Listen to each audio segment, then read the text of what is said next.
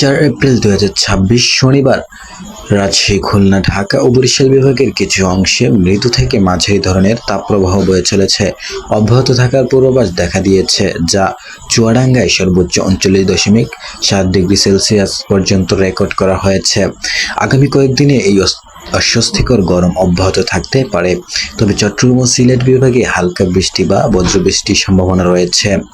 আঞ্চলিক আবহাওয়া বিস্তারিত 4 এপ্রিল 2026। তাপপ্রবাহ রাজশাহী, খুলনা, ঢাকা, ফরিদপুর, মানিকগঞ্জ, নারায়ণগঞ্জ, চাঁদপুর, বরিশাল ও পটুয়াখালী জেলার উপর দিয়ে মৃদু থেকে মাঝারি তাপপ্রবাহ বয়ে যাচ্ছে। তাপমাত্রা গত 24 ঘন্টায় দেশের সর্বোচ্চ তাপমাত্রা ছিল চুয়াডাঙ্গায় 39.4 ডিগ্রি সেলসিয়াস এবং সর্বনিম্ন তাপমাত্রা ছিল সিলেটে 19 ডিগ্রি সেলসিয়াস। বৃষ্টিপাত চট্টগ্রাম ও সিলেট বিভাগে দু-এক জায়গায় দমকা হাওয়া সহ হালকা বৃষ্টি, বজ্র সহ বৃষ্টি হতে পারে। দেশের বাকি অংশে আকাশ আংশিক মেঘলা ও আবহাওয়া প্রধানত শুষ্ক থাকবে। ঢাকা দিনের বেলা আকাশ আংশিক মেঘলা থাকলেও বৃষ্টিপাতের সম্ভাবনা নেই। ঢাকায় তাপমাত্রা সামান্য বাড়তে পারে এবং আর্দ্রতার কারণে ভ্যাপসা গরম অনুভূত হবে।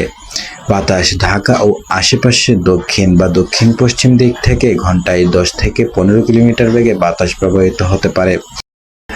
সোহান, NTN বাংলাদেশ, বারহাট্টা।